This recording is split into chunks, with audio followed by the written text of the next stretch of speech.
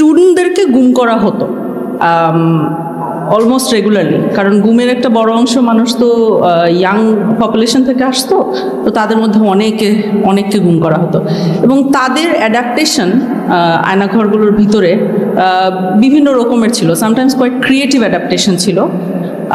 যেমন একটা উদাহরণ দিই, একবার একজন ছেলের সাথে কথা বলছিলাম, ওনাকে জিজ্ঞেস করেছিলাম যে উনি অনেক বছর ছিলেন, 3 বছরের উপরে ছিলেন আয়নাঘরে। তো ওনাকে জিজ্ঞেস করছিলাম যে কারোর সাথে কখনো কথা হতো কিনা, কিভাবে কথা হতো, সারাক্ষণ তো চোখ বাঁধা থাকতো ইত্যাদি।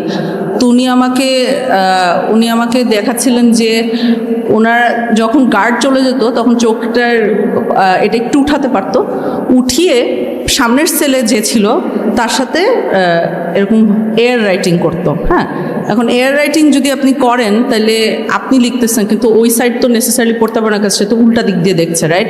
সো এই ছেলেটা শিখে